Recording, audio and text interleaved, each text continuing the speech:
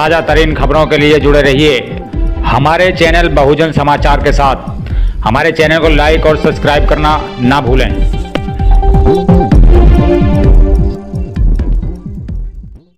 मुख्यमंत्री जी ने आपको यहाँ किस लिए भेजा है, क्या आपको बता कर भेजा गया था? उसके बाद मैं पूरा 5 मिनट ब्रीफ करूंगा, फिर आप सवाल। जी, थाना टीपी नगर में जो गंभीर घटना हुई, हमारी एक बेटी के साथ में रेप और मर्डर की घटना हुई, इस संबंध में पुलिस द्वारा एक इन्वेस्टिगेशन किया गया। इन्वेस्टिगेशन से परिवार संतुष्ट नहीं था, उनके द्वारा एक प्रदर्शन किया गया जिसको लेकर के एक लॉ एंड ऑर्डर का मुकदमा भी कायम हुआ। माननीय मुख्यमंत्री जी ने इस पूरे घटनाक्रम को बहुत गंभीरता से लिया है। पिछले 6-7 दिन से लगातार मुख्यमंत्री जी डेली स्वयं इसकी रिपोर्टिंग ले रहे हैं और उनके निर्देश इस मामले में और हर मामले में बिल्कुल स्पष्ट हैं कि जो सबूत है उसके आधार पर कार्रवाई करना है। दूध का दूध, पानी का पानी, इस बात से कोई फर्क नहीं पड़ता कि कौन बंद हो रहा है, कौन छूट रहा है, जो सबूत है उसके अनुसार कार्रवाई करना है। यहाँ पे जो प्रकरण था, एक अभियुक्त अंकुश जिसको पुलिस ने अरेस्ट किया, जेल भेजा। दूसरा अभियुक्त अंकित जो कि पीएससी का कांस्टेबल है, उसका रोल क्या है, उसके खिलाफ सबूत क्या है। माननीय मुख्यमंत्री जी ने स्वयं एडीजी श्री भानु भास्कर जी को निर्देशित किया। भानु जी को मैं धन्यवाद दूंगा, उनकी सराहना भी करूंगा कि उन्होंने स्वयं 3 घंटा बैठ करके पूरी विवेचना की समीक्षा की और उस समीक्षा के बाद में सभी जो तथ्य हैं, सबूत हैं, उनका आकलन किया गया और आकलन करने के बाद में पीएससी के निलंबित कांस्टेबल अंकित की गिरफ्तारी की गई और उसको जेल भेजा गया।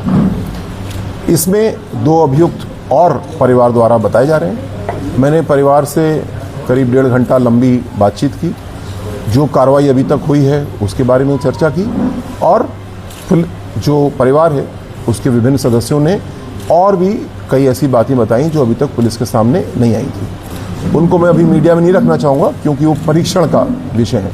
उनका परीक्षण हो जाए, यदि वो तथ्य सही पाए जाते हैं, वो प्रमाणित होते हैं, तो फिर वो भी मीडिया के सामने रखा जाएगा, एक पारदर्शी इन्वेस्टिगेशन के लिए भी और पारदर्शी कार्रवाई के लिए भी। कुल मिलाकर के योगी जी का स्पष्ट निर्देश है, इसीलिए उन्होंने मुझे स्वयं आकर के देखने के लिए कहा। जो अभियुक्त इस केस में हैं उनके खिलाफ मजबूत साक्ष्य ग्रहण किए जा रहे हैं और उसके अनुसार कार्रवाई की जाएगी। जो काम अभी नहीं हुआ, हमारी पीड़ित बच्ची मृतका, जो अभियुक्तगण हैं और भी जो लोग शक के दायरे में हैं, उनके फ़ोन बरामद किए गए, लेकिन फ़ोन से डेटा अभी एक्सट्रैक्ट नहीं किया गया।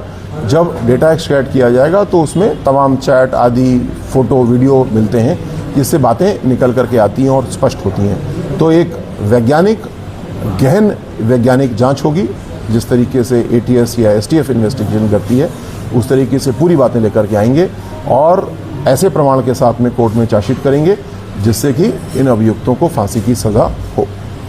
जो लॉ एंड ऑर्डर का एक मुकदमा कायम हुआ, जो घटना हुई, पहली बात मैं व्यक्तिगत रूप से इस बात को समझूंगा, हमारी पुलिस को इतना संवेदनशील होना चाहिए कि यहाँ तक नौबत ना आए। हर वादी, हर व्यक्ति अपनी बात कहना चाहता है, हमको सबकी बात सुनना चाहिए। जो सच है, जो तथ्य से प्रमाणित है, उसको हमको कोर्ट के सामने प्रस्तुत करना चाहिए। यहाँ पे कोई चूक इस मामले में ज़रूर हुई कि लोगों को ज़मीन पे उतरना पड़ा। ऐसा नहीं होना चाहिए। जो कानून व्यवस्था योगी जी ने आज पूरे उत्तर प्रदेश में बनाई है, उससे लोगों के मन में ये विश्वास है। उस विश्वास को कोई भी पुलिसकर्मी, कोई भी पुलिस अधिकारी तोड़ेगा नहीं, ये हमारा वादा है। आने वाले समय में ऐसे अपराधी जिन्होंने हमारी बिटिया के साथ में कांड किया, उनको दंडित किया जाएगा। तेज कोर्ट में ट्रायल करा करके सज़ा दिलाई जाएगी और साथ ही साथ किसी भी प्रकार का जाम लगाना, लॉ एंड ऑर्डर करना, मैं इसका हिमायती नहीं हूँ, लेकिन किसी को आवश्यकता पड़े इसकी भी मैं खिलाफ हूँ। ऐसी आवश्यकता नहीं पड़ेगी। अरे चलिए, इसमें सबसे बड़ी बात ये आपने कहा कि दुर्मूल रवैया या सड़क पर उतरना पड़ा। सड़क जी। पर उतरना पड़ा। इसमें एक बात भी सामने आ रही थी कि कुछ बाहरी तत्व थे, वो माहौल बिगाड़ना चाहते थे, साजिश रचना चाहते थे, बवाल कराना चाहते थे, तो इसलिए पुलिस को एक्शन उसको भी करना पड़ा। अंजाम देना चाहते थे। क्या ऐसा इन्वेस्टिगेशन में कुछ पाया गया है? ये विषय, ये शंकाएं मुझको भी मालूम हुई। इस संबंध में जिलाधिकारी महोदय से, एसएसपी साहब से, डीआई साहब से, सभी से चर्चा हुई। जो लॉ एंड ऑर्डर का मुकदमा है उसमें भी और गहराई से जाने की ज़रूरत है। उसका इन्वेस्टिगेशन उसी हिसाब से किया जाएगा।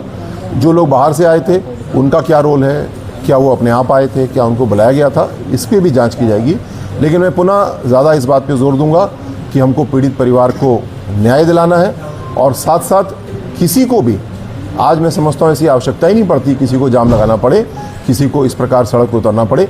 कोई एक व्यक्ति भी आकर के अपनी बात कहेगा, हम उसकी बात को दिल खोल के वैज्ञानिक तरीके से परीक्षण करेंगे, उसके आधार पर कार्रवाई करेंगे। आपने एक वीडियो जारी किया है जिसके अंदर उन्होंने कहा है कि 20 तारीख तक अगर कुछ उन्होंने मांगे रखी हैं, अगर वो मांगे पूरी नहीं होती तो आंदोलन करेंगे। 20 तारीख का नाम लेकर के उन्होंने वीडियो जारी किया है। पूरे परिवार से मेरी बातचीत हुई, लंबी बातचीत हुई, और मुझे लगता है कि आगे आने वाले समय में पीड़ित परिवार किसी भी तरीके से असंतुष्ट नहीं होगा। अच्छी विवेचना होगी, गहन विवेचना होगी, आरोपियों को सजा दिलाई जाएगी। मुझे पूरा विश्वास है कि कोई ऐसी आवश्यकता नहीं पड़ेगी। क्या लगता है पीड़ित परिवार को सड़क पर उतरना पड़ा, जो चूक हुई है इसमें कार्रवाई किस पर हो रही है सर? किस स्तर पर चूक हुई है? क्योंकि मई में ये हत्या की बच्ची मिली थी और उसके बाद जुलाई में इन्हें आंदोलन करना पड़ा। आप कहाँ मान रहे हैं कि चूक थी? चूक हुई तो कार्रवाई क्या हुई है सर? 17 मई की ये घटना है और उसके बाद जब ये 8 तारीख को ये लोग आते हैं तो आप समझिए करीब 50-51 दिन बैठते हैं। तो 50 दिन ऐसे क्या थे कि इनके बीच ऐसी क्या चीज़ की गई? और दूसरा सवाल ये कि पीड़ित परिवार के सब लोग साथ हैं, बच्चे के साथ गलत हुआ, आप भी कह रहे हैं फांसी तक पहुंचना चाहिए, लेकिन सर आंदोलन में कुछ लोग ऐसे भी थे कि जो शहर में आए उनके ऊपर इतने गंभीर धाराओं में मुकदमे दर्ज है। क्या साजिश थी मेरठ को लेकर या किसी और को लेकर सर? इसमें वो मेरठ की पिज़्ज़ा बिगाड़ना चाहते थे। 50 दिन सर बहुत बड़ी कहानी कह रहे हैं कि 50 दिन बाद क्यों? ठीक, जो इस प्रकरण में विवेचक हैं सीओ ब्रह्मपुरी, उनको हटाया गया है, दूसरे स्थान पे उनको लगाया गया है। लेकिन साथ ही साथ ये तो इसलिए किया गया क्योंकि विवेचना आगे की निष्पक्षता से हो और उनके ऊपर विश्वास कम था लोगों का। लेकिन यही पर्याप्त नहीं है। डीआई साहब ने एक जांच का आदेश भी कर दिया है, जिससे कि विवेचक ने 50 दिन 51 दिन कार्रवाई इसमें क्यों नहीं की, इसका परीक्षण किया जाएगा। ये एक प्रक्रिया है और उस प्रक्रिया के, उस जांच के आधार पर हम लोग कार्रवाई करेंगे। दूसरी बात, जो मुकदमा लॉ एंड ऑर्डर का हुआ उसके संबंध में गहराई से अभी और जा रहे हैं, और पुनः जो लोग पीड़ित हैं, जो अपने कष्ट को व्यक्त कर रहे हैं, मेरा सबसे अनुरोध है कि किसी को कानून को अपने हाथ में लेने की ज़रूरत नहीं है। विभिन्न लेवल हैं, मुझसे भी अपनी बात को कह सकते हैं। मुख्यमंत्री जी बहुत तत्परता से बातों को सुनते हैं।